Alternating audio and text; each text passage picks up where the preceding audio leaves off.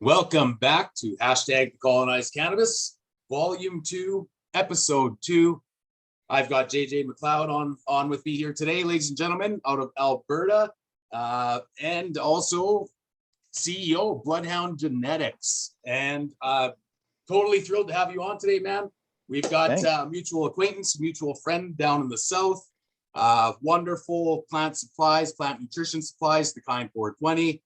I've been familiar with them for about a year, using their nutrients in my medical home grow here in Manitoba. Yep. And yeah, small world as it always is in the cannabis community and the cannabis culture, man. We have that guy and he sent us together. Here we are today. We're going to take it to an episode. And I'm thrilled, man. I'm looking forward to it. Awesome. Thanks for having me. It's pretty cool. Yeah, thanks for making time for it.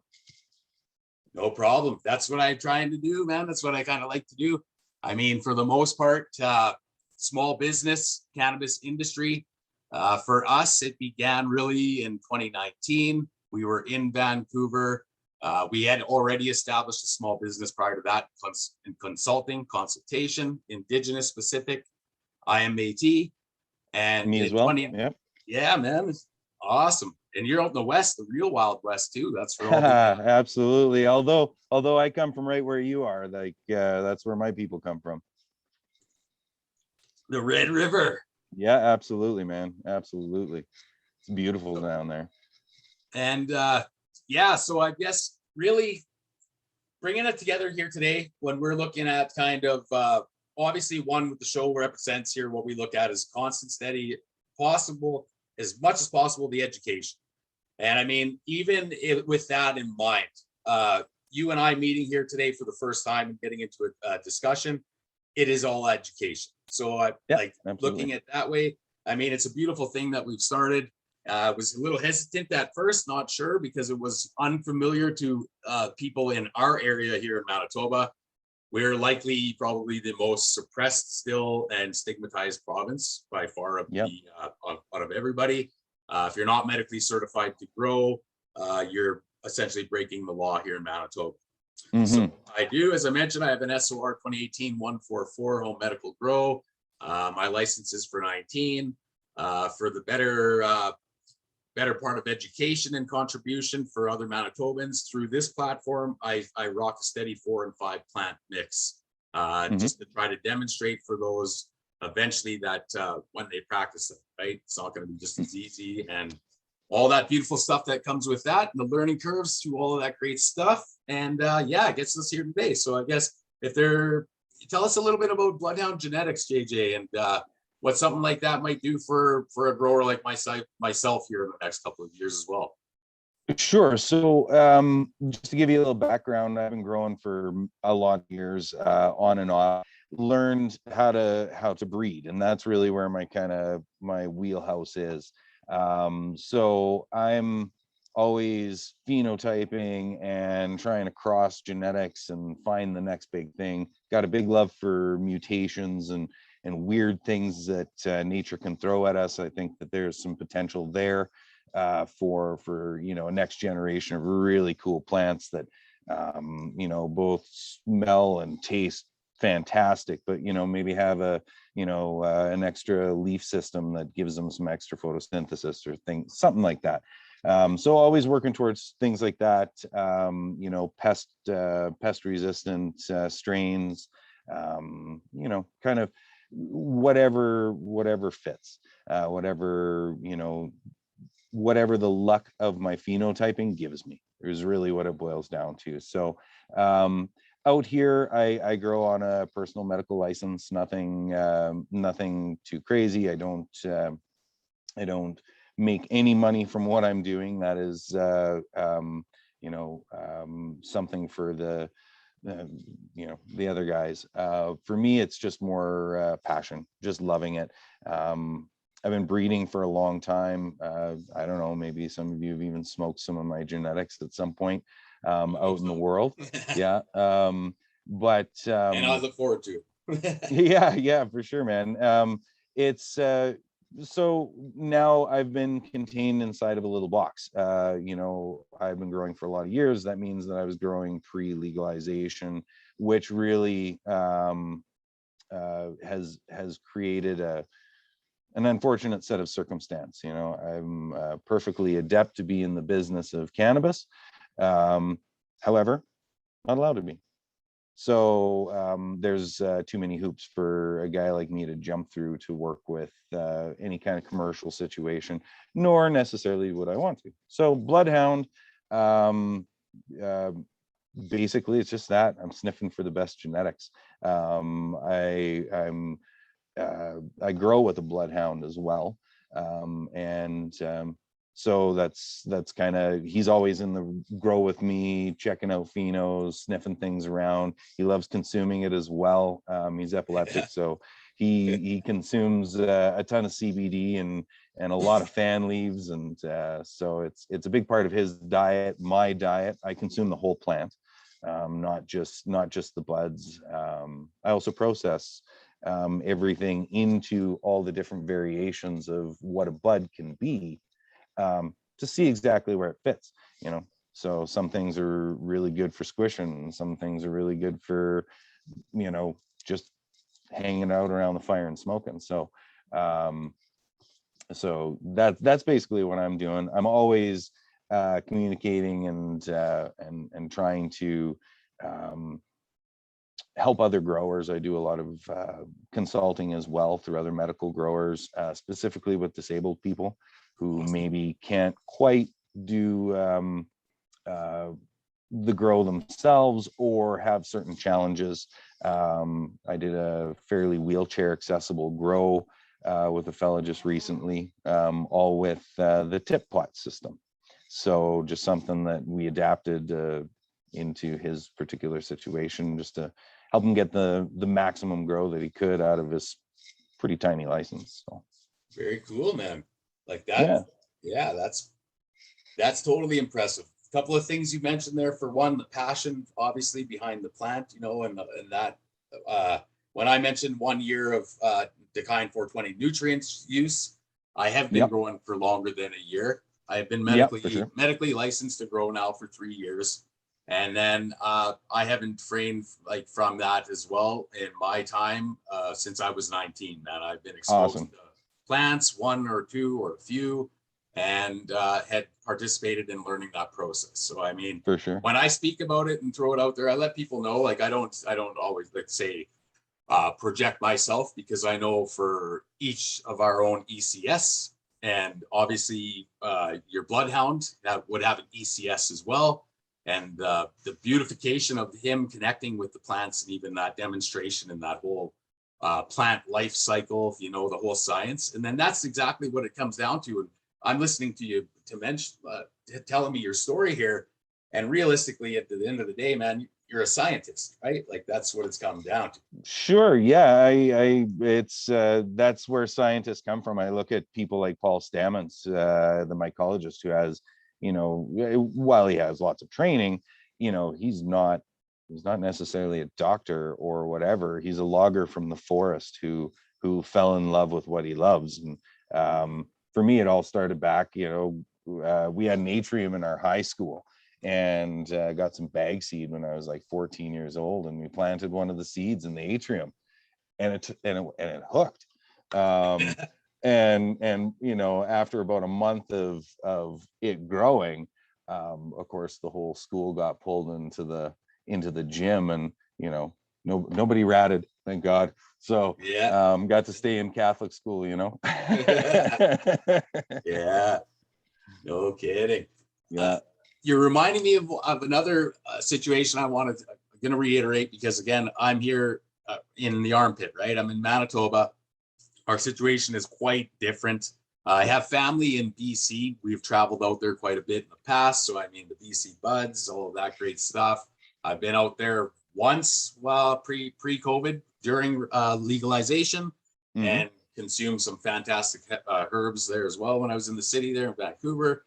And moving to the east from BC into Alberta, and then obviously over to Saskatchewan, Manitoba, but you being right there by Alberta. So from your perspective and like in having Bloodhound evolve into what it is and the consultation stuff, like those are big things for us when I started throwing around indicators, because those are positions like what we've established for the consultation services here in Manitoba. There are Google hits, but you're looking at the bio and the technical areas of some of the larger growers in Manitoba and in Canada. So you have like the Delta 9 Biotech. They'll come up on a cannabis consultation hit, for example, around here. Sure. Now, of course, we do, right? We come up on almost 5 pages worth. We backlinked to SEO and so many things for Manitoba.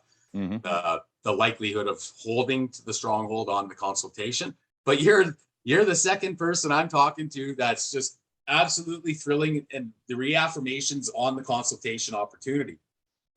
Because the very first onset of this discussion was 2019 in Vancouver. And one, like I mentioned, we're running an Indigenous consultation service here in Manitoba, pre-legalization. And then legalization comes into play. We capture a full day's worth of Indigenous economical involvements and the stability and participation into the cannabis industry, the likelihood of great stakeholdership. We came back to Manitoba and got right into it. So we are at 2 years later, and that's another situation. So when you mentioned, I feel for you when you mention not being accessible to the industry, the legal component, however it's working, and at the same time you understand it's going to be both sides of the fence still for a while either way. Like I don't think you wouldn't be alone on people that I've talked to for sure that refrain from as well, still the legal market, right, and the retail and everything else. So well, to make a point on that, I had a really neat discussion with a fellow grower that fairly new to my life, a really experienced grower too, for a long time. And with the legal market, he kind of changed my opinion. I did definitely shy away from purchasing or, really, I was growing my own medical. Really, why do I got to buy anything, right? I got plenty for myself.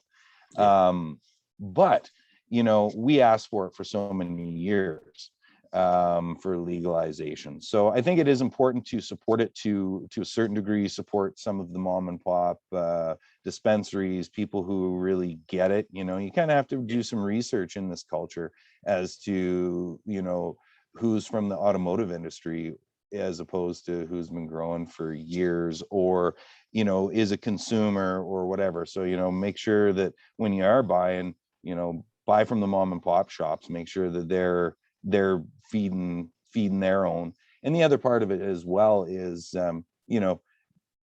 to test and to see what's out in the market for myself is really important. So I've actually found myself purchasing and not in any great quantity, but going,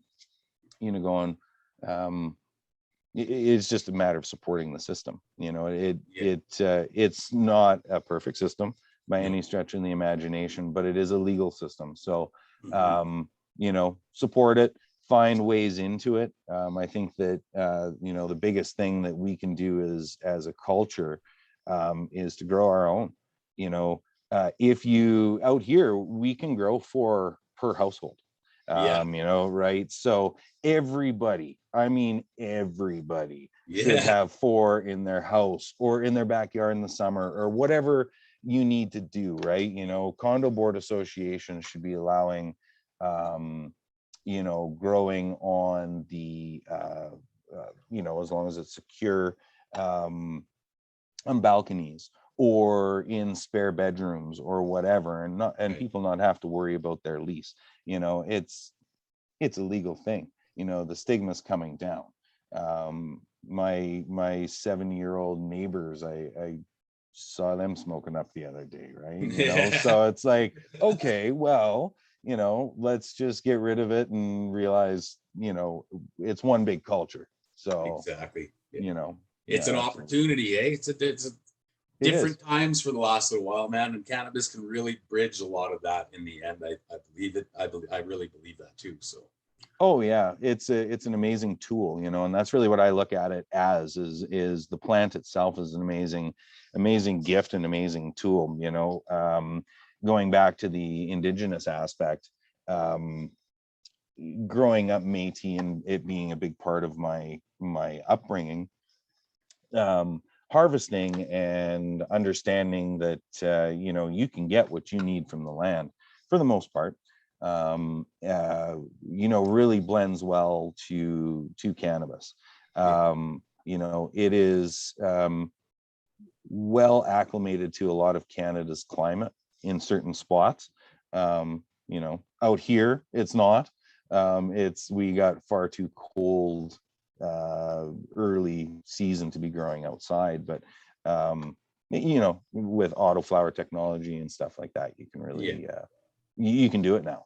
Manipulated a bit, eh? Yeah. Now that's one thing that I fail at every time I even look at them is autoflowers. So I'm still, even though I've been growing for a long time, I'm still discovering new stuff, and I'm still, in communication with other growers, finding out new things and new techniques, and and the science behind it. Science is knowledge, and knowledge is free. So we just got to share it, get out there and make sure that everybody's doing it. Anybody who's interested should be growing and should be calling a guy like me or you or whatever, because it's not a normal plant. You can put a rose out in your front garden and it'll grow. You can put an aloe in your front window and it will grow.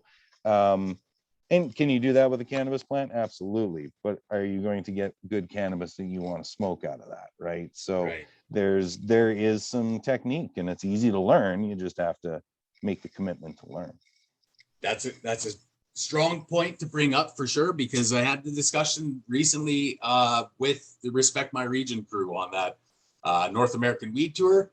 As far as looking at the US and the whole North American realm of the retail opposition, let's say, of the potential of that opposition for more medical and more recreational growers, and whether that's going to hit the books right in the retail. And my response to that last week was that, in fact, what you just kind of said, as a grower, my take on that situation would be like, for Manitoba, for example, for the last to come on board, if we do, and when we, and I'm saying if we do, because I'll tell you something about what Winnipeg is doing right now, still in Manitoba.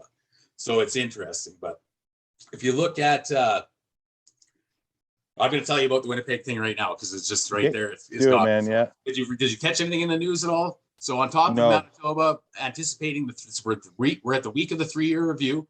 Everyone's anticipating the changes to come out. Winnipeg's going full board on removing medical cannabis licenses from zoning within the entire city of Winnipeg.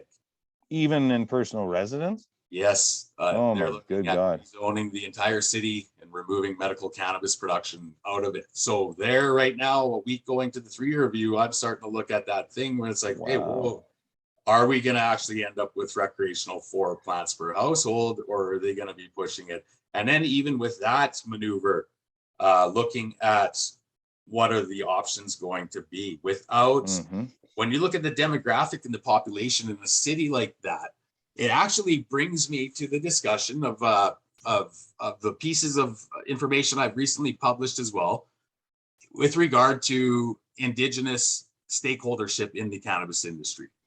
And in Alberta, it's going to be a different situation, because Métis have a land base out in that area. But just to make a little point on that, while the nation has land base here, unless you're part of the settlement, like I can't get a lot of harvesting rights and things in Alberta because my family was from Saskatchewan, 100 years ago. So there are still a lot of us out here that are cut out. It's not as of an inclusive Indigenous Métis culture, right? So there is still some division.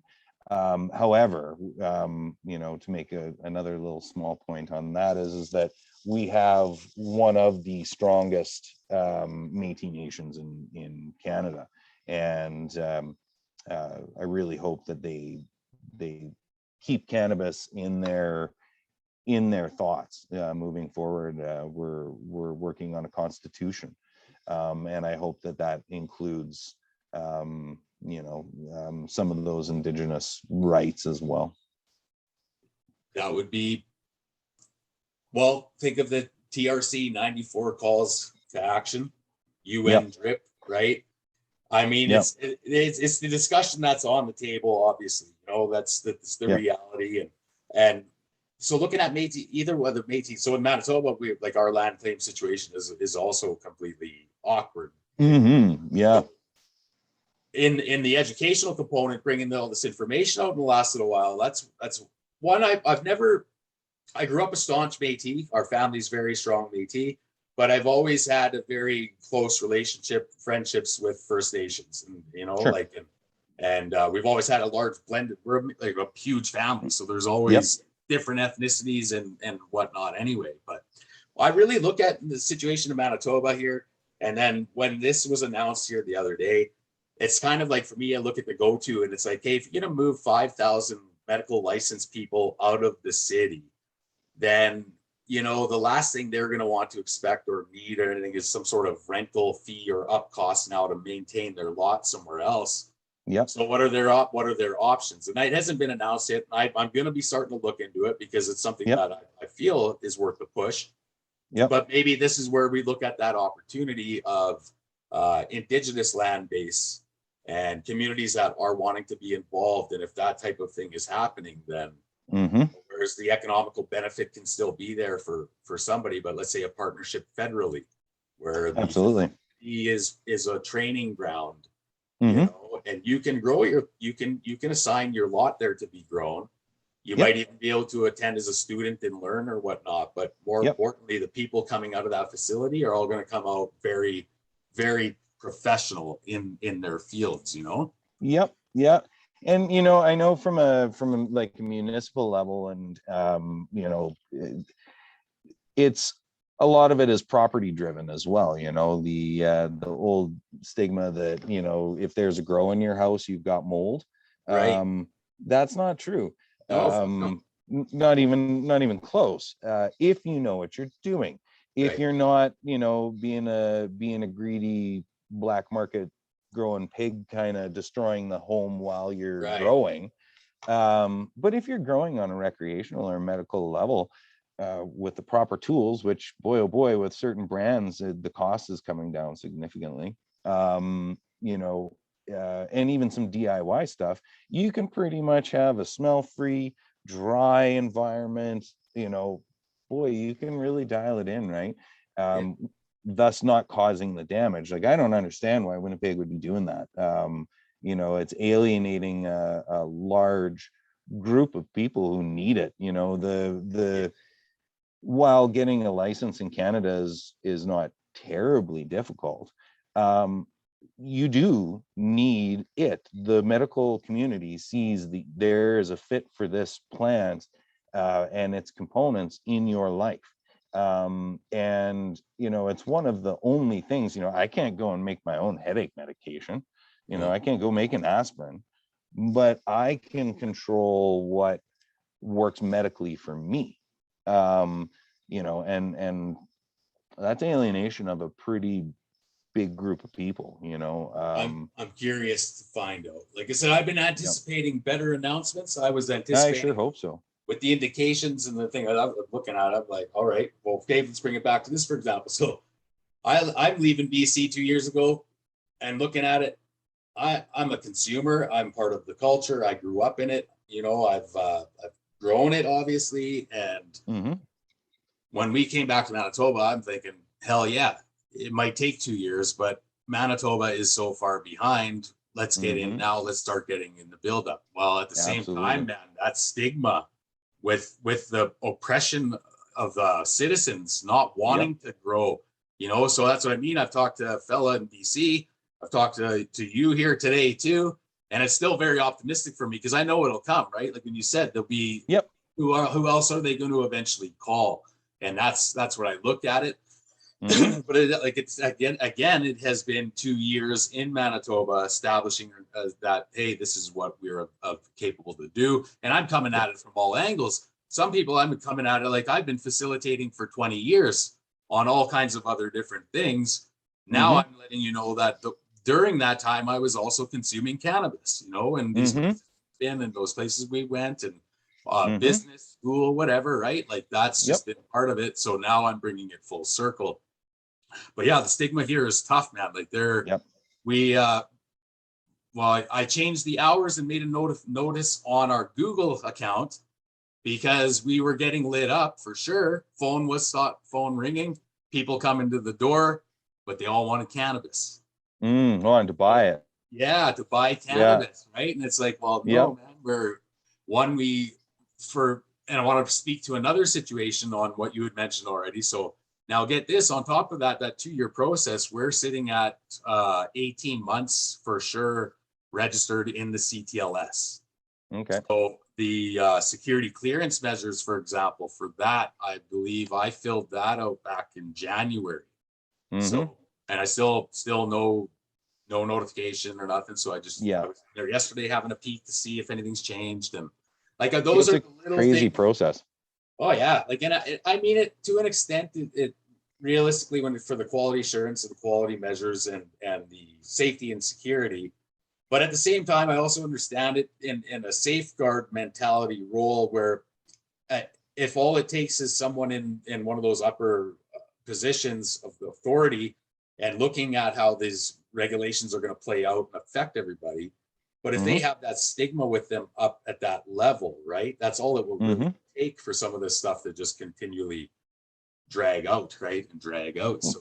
Well, absolutely. The people making the laws aren't necessarily, while I'm sure that they do, they're not necessarily the prime candidate for this culture, this industry, Generally speaking, it's a people who smoke up, we think a little different.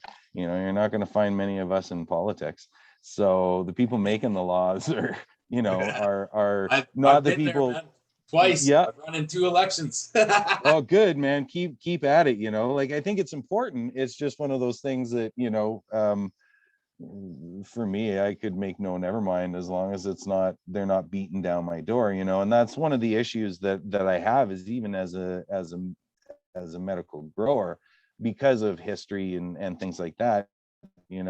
I've had the government so far up my arse that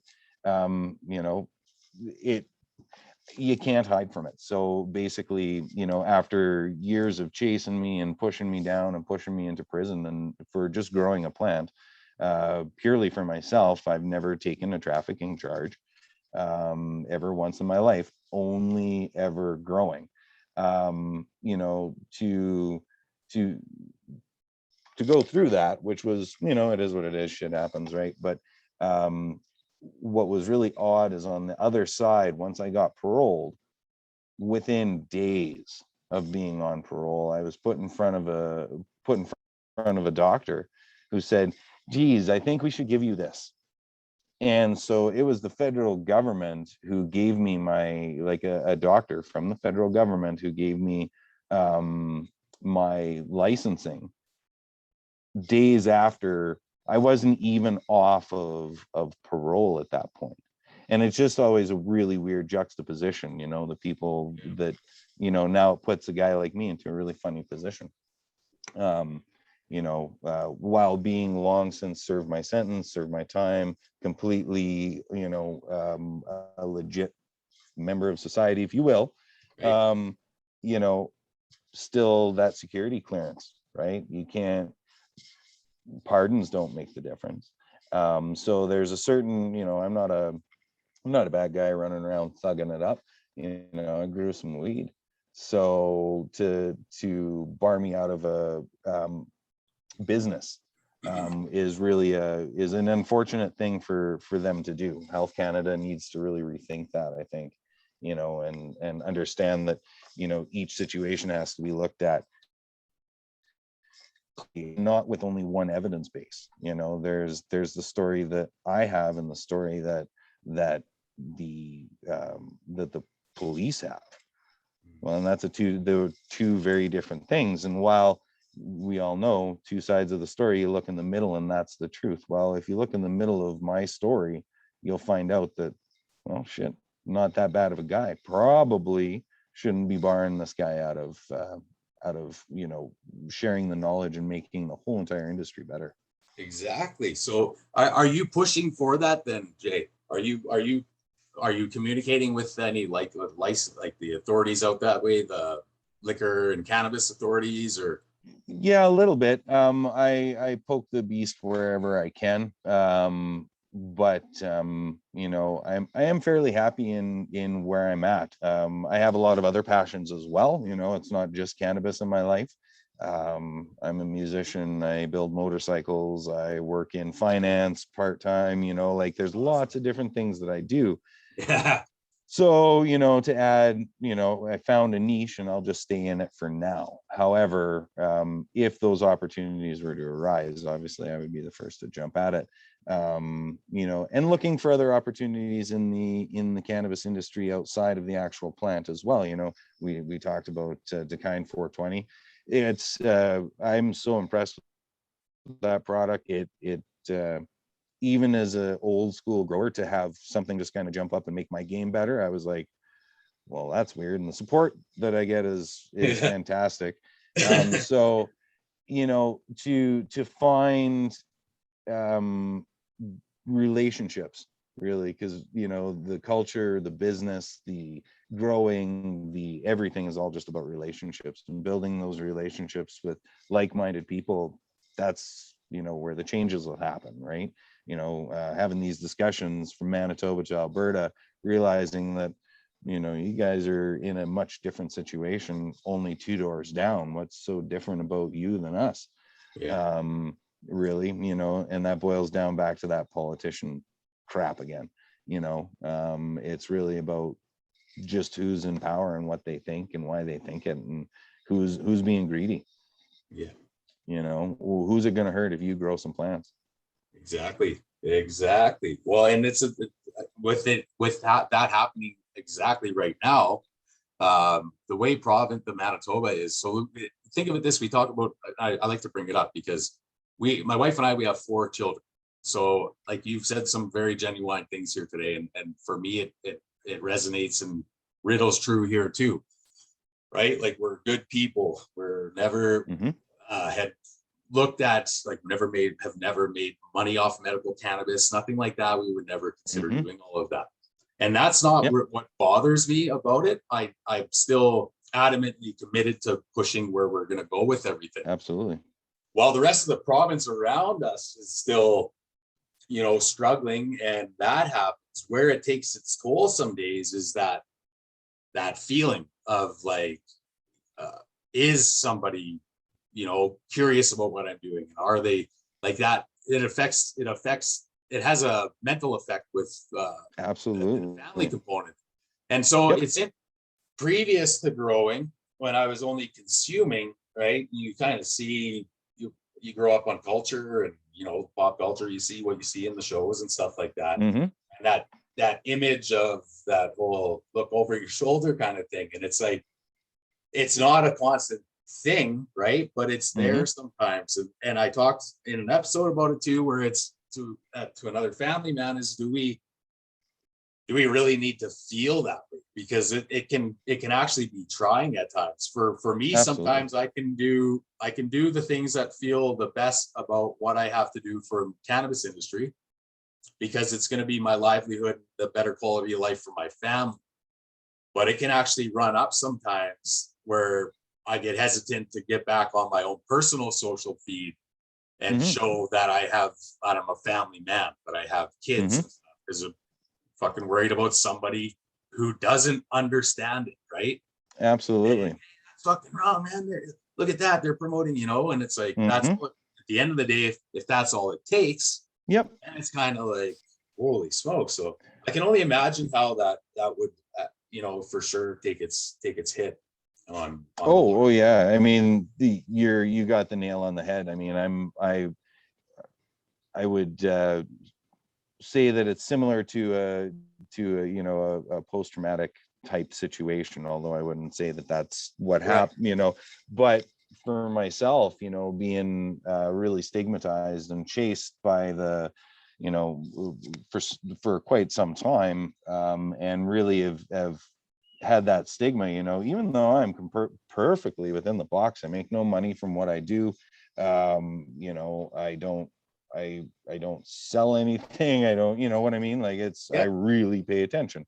I'm still worried about those knocks on the door, right? I grow far below my actual license limit because that I never want to have them have to count a plant, right? And split a hair, whether, is it above or below? No, I am so obviously below that it would take a blind man, counting 10 times to get it wrong. So that's and why, like you had already mentioned before, when you're looking at the contamination and the stigma on house damage.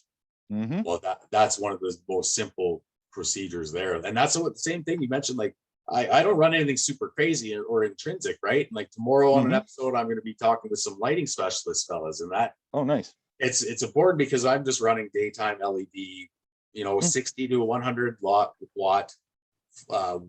daytime LED or soft yellow light. I kind of stagger them, and it does the trick. But most importantly, it's not going to burn anything down because I didn't alter any electrical, right? It's all just just the ballasts and that kind of stuff. Nothing. It's been inspected by an electrician, so that's the main thing.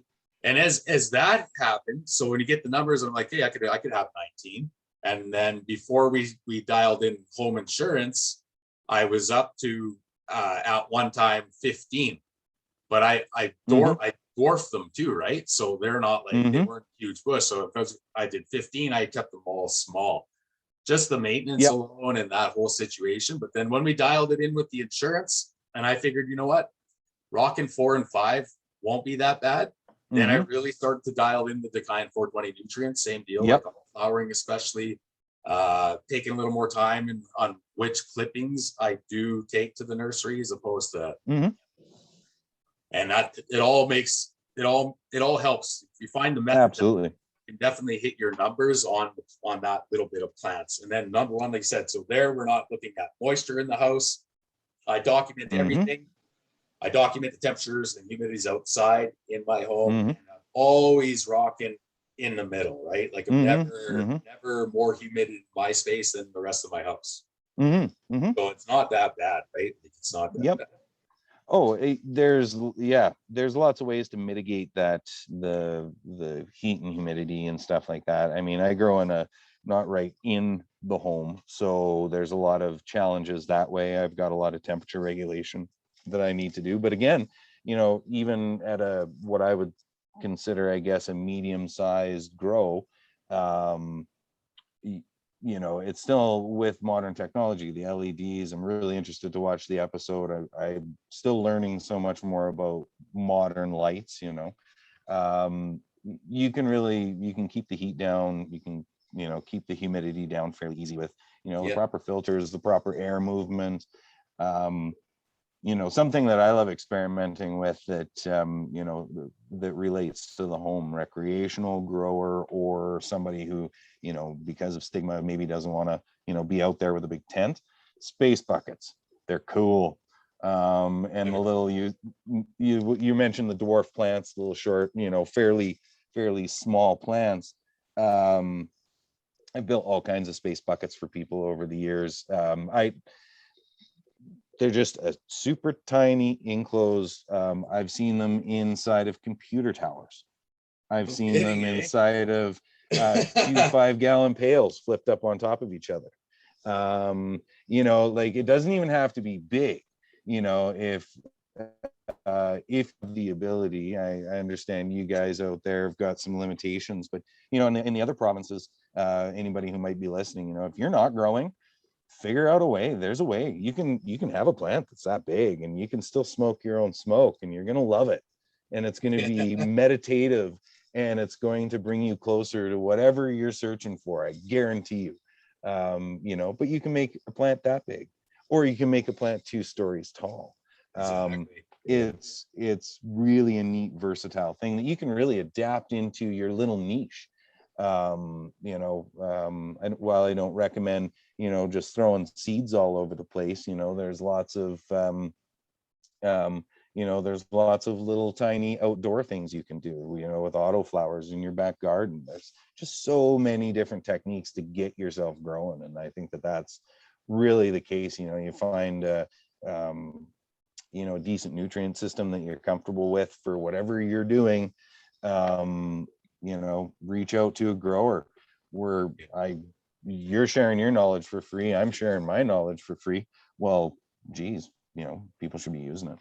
That's the plan. Yeah, man. So, I know with Bloodhound genetics, big thing with that is that the genetics and the creation, and I'm a very artistic person, so it gives me that little fix too. So, I love working with people on, hey, what would it take to make a strain that, is like this? I've got this plant, and I would gladly take some, and, because we can do that. We can exchange between our licenses. And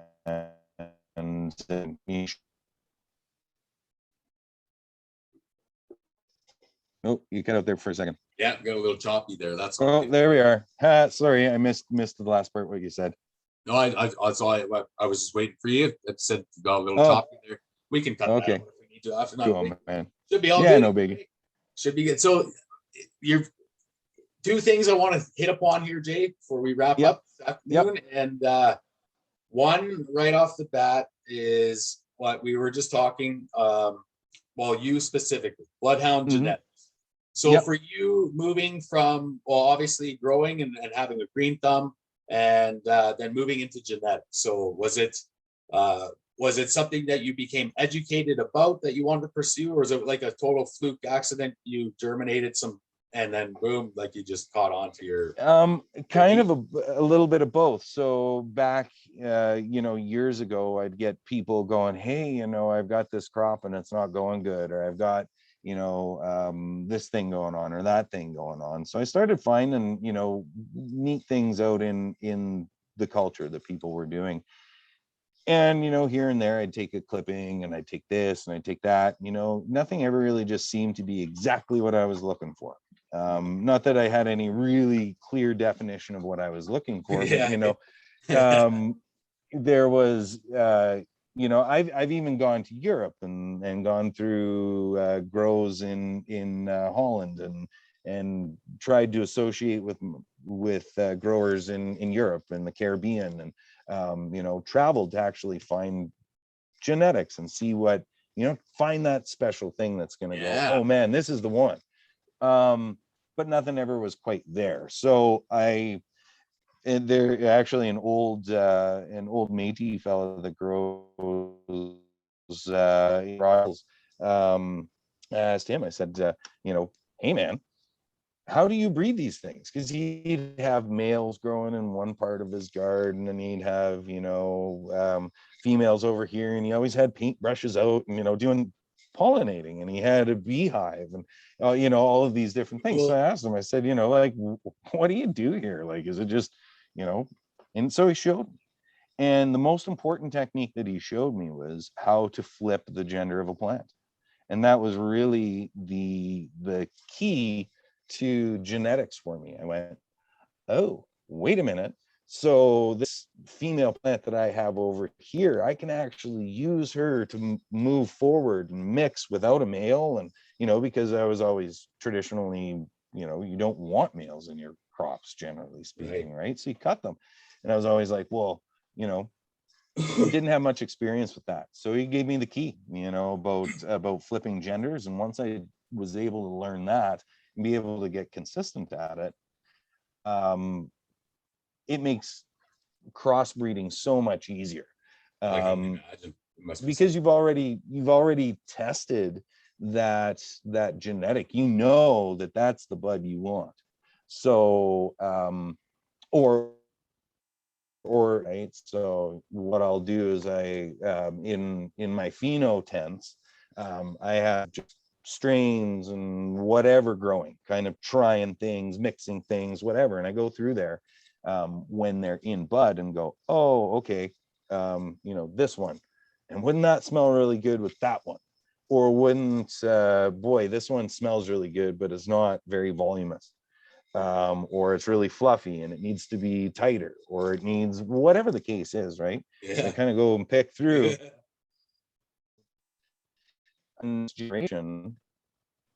So I look up my bud rooms with clones just to make sure that if I find something really special, I have it. The other really neat technique as far as breeding goes that a lot of people are unfamiliar with, and it's fairly difficult and things, is actually taking clones from mature budding plants and cloning them and re-vegging them at the same time. That's yeah, so it's entirely, you have the percentage of success is a little smaller than with a normal clone, like taking a clone from veg. So to do it properly, you just need to take more clones and one of them will hit. So you have to sacrifice a little bit of your plant. Generally it's lower plant structure generally works better for cloning anyway. You don't want to clone a bud on the top, but you could take the branch with some popcorn bud down them and re-veg and clone it at the same time. It just takes a little extra patience. So, and then you get some weird mutations from that as well, which can be really handy. Something that I've been experimenting with is variegation. So, the albinism within the plant. Most plants, albinism doesn't really do anything good. It generally will create, sunburning and issues with just your photosynthesis. okay. In cannabis, it doesn't work like that. Albinism in the plants can actually have some really neat benefits to the creation of different molecular structures and strength and smells and terpenes and all this kind of stuff. So Cool. so you can find some really neat things, and even if it sometimes it's just a bonus, right? Like I'll get a nice plant growing and one branch is heavily variegating over time.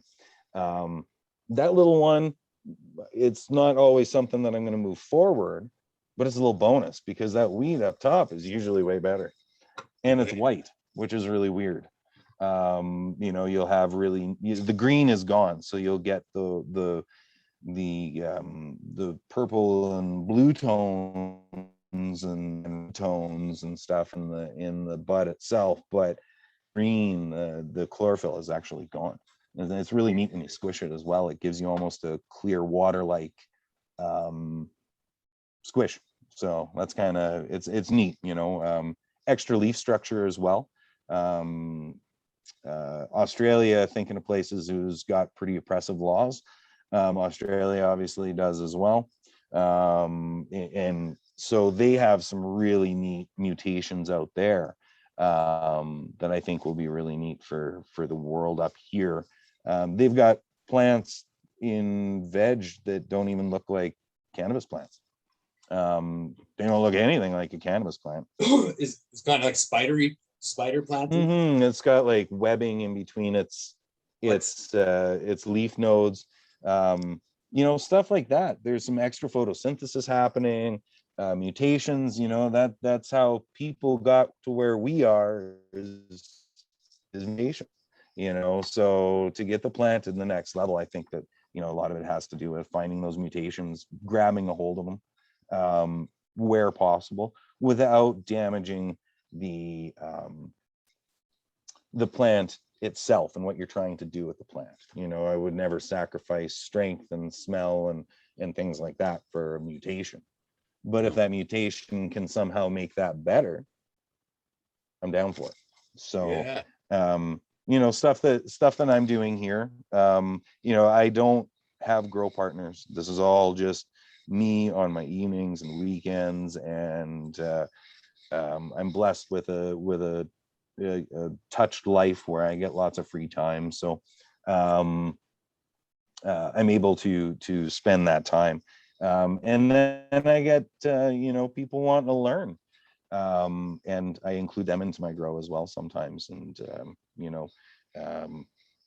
it takes a community to trim. That's for damn sure. Yeah.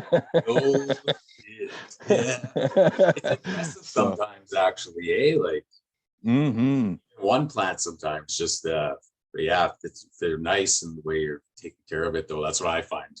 Yeah. Often it takes me 2 hours for one, and it'll be doesn't phase me, but just when I see the clock after, holy shit. Yeah.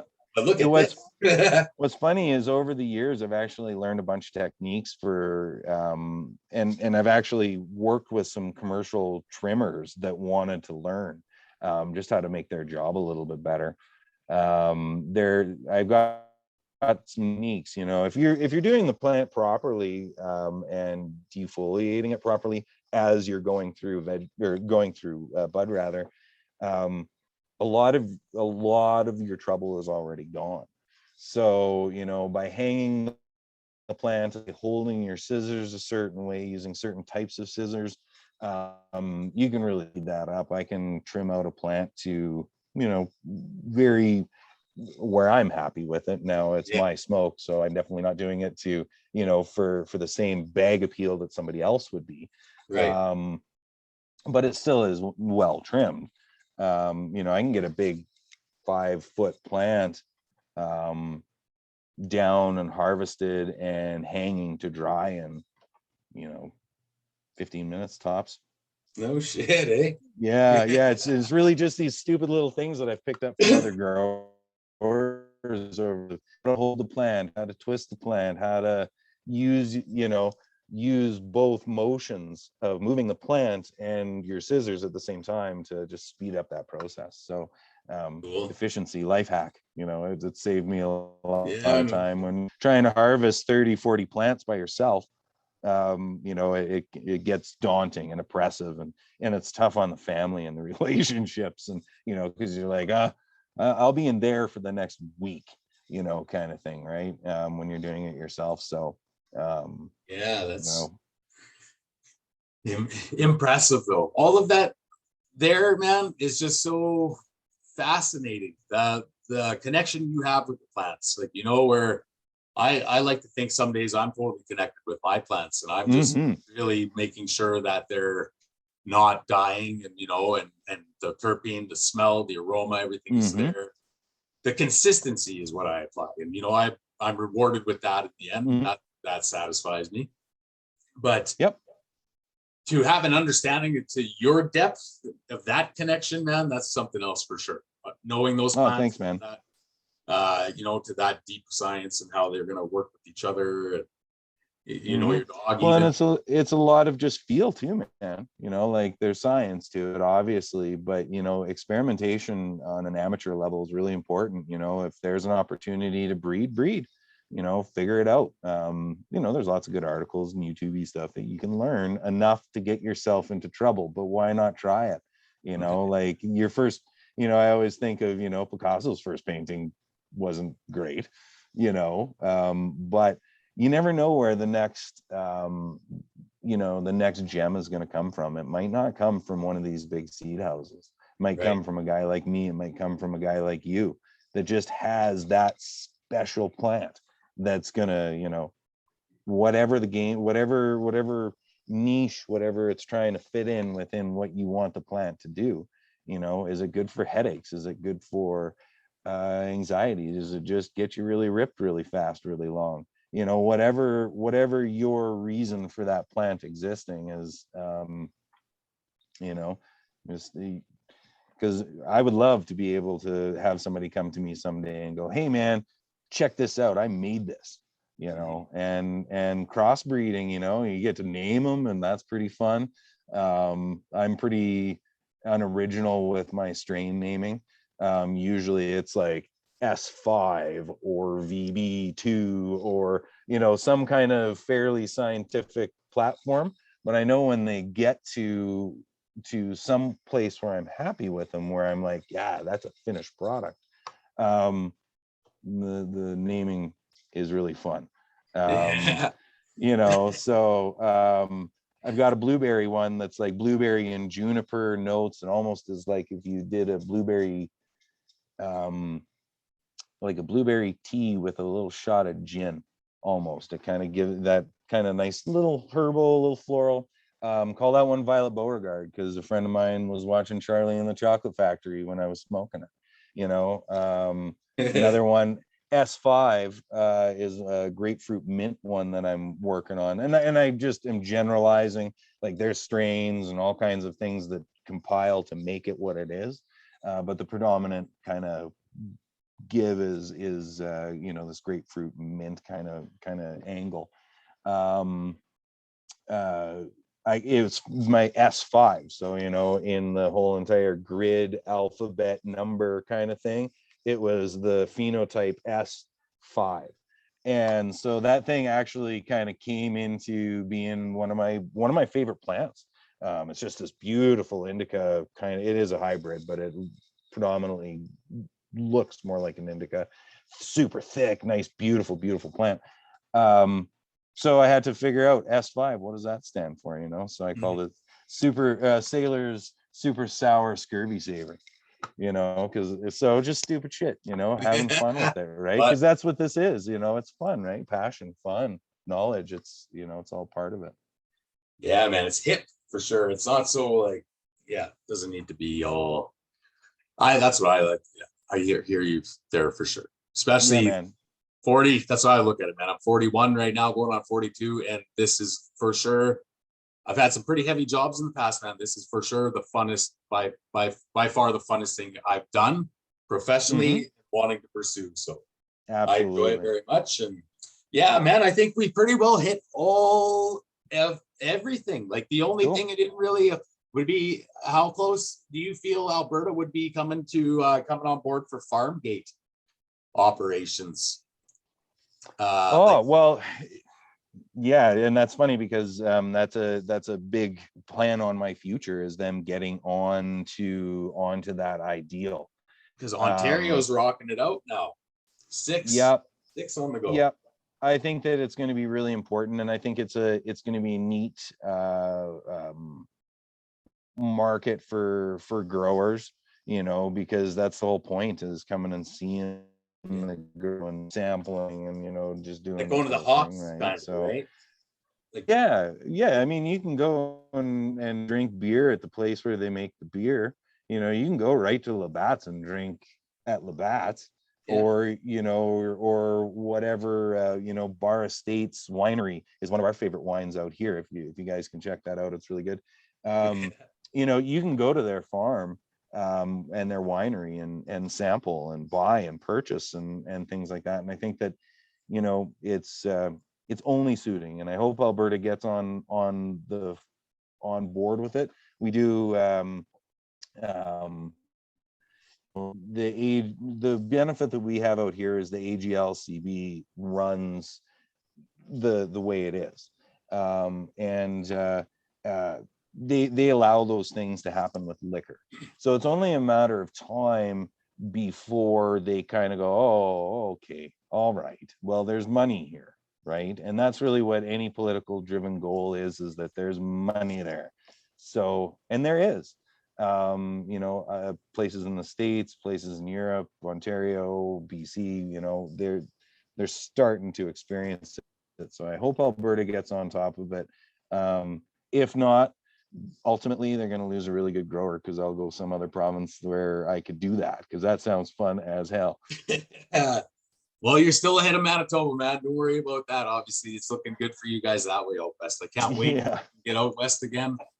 Totally looking forward to getting out there again sometime soon. So anytime you're on the way through, you just let me know, dude. For sure, man. I think we're gonna try to hit up Calgary by Christmas if we can. Oh, good. Yeah, we'll see what COVID does, but yeah, my brother's out there. So oh, nice. They've got a great growing community in Calgary. One of the just a little shout out guy that I've met and has influenced me, Andy Friedman, pretty cool dude, one of the best sommeliers, period, cannabis sommelier. He's out there, and doing some really cool stuff. And Awesome. He's worth checking out and reading, and he's got a great book and things like that. He knows his shit when it comes to cannabis. So He's a friend of yours?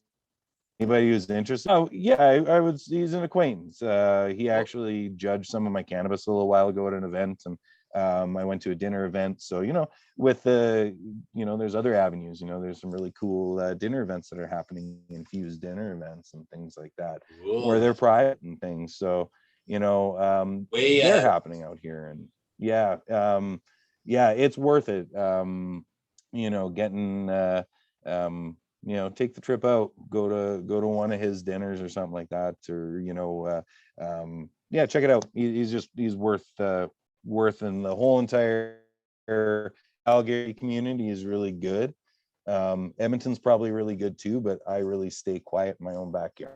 So anybody who's out here, unless you know me, you don't know me, kind of thing. But I go south a lot. So cool. If you're going through Calgary, let me know. I'll try and hook you up with some people.